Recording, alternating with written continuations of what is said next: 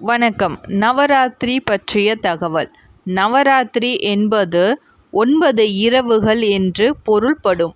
இது தீமையின் மீது நன்மையின் வெற்றியை குறிக்கும் இந்து பண்டிகை ஆகும். இது 9 நாட்களும் சக்தியின் 9 வடிவங்களை, குறிப்பாக துர்கா, லக்ஷ்மி மற்றும் சரஸ்வதி போன்ற தெய்வங்களை வழிபட்டு ஒவ்வொரு நாளும் ஒவ்வொரு தெய்வங்களுக்கு அர்ப்பணிக்கப்படுகின்றது.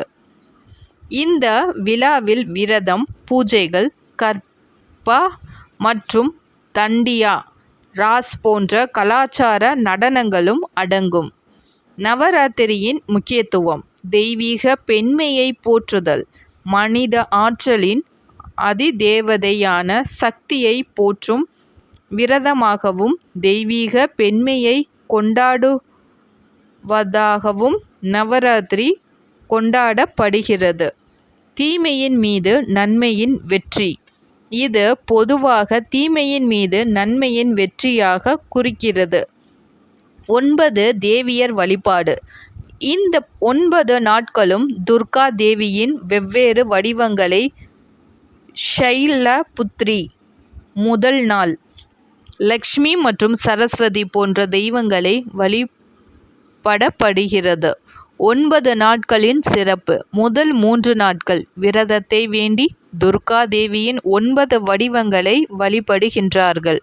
அடுத்த 3 நாட்கள் செல்வத்தை வேண்டி லக்ஷ்மி தேவியை வழிபடுகின்றார்கள். இறுதி 3 நாட்கள் ஞானத்தை வேண்டி சரஸ்வதி தேவியை வழிபடுகின்றார்கள்.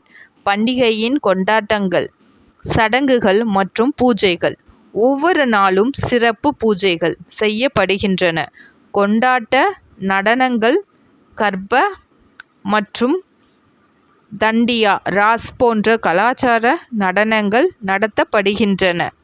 நெய்வேத்தியம்: ஒவ்வொரு தெய்வத்திற்கும் உகந்த நெய்வேத்தியங்கள் படைக்கப்படுகின்றன. கொலு வைத்தல்: நவராத்திரியின் போது வீட்டு வாசல்களிலும் பூஜை அறைகளிலும் பொம்மைகளை வரிசையாக அடுக்கி கொலு வைப்பது ஒரு பாரம்பரியம் ஆகும். முடிவு: நவராத்திரி பண்டிகை சமுதாயத்தில் மகிழ்ச்சி, செல்வம் மற்றும் செழிப்பை கொண்டாடி வரும் நம்பிக்கையுடன் கொண்டாடப்படுகிறது. நன்றி. எனது யூடியூப் சேனலில் சந்தாதாரராக சேருங்கள். பல தகவல் உங்களுக்காக காத்து இருக்கின்றன இனி வரும் வீடியோக்களில். நன்றி.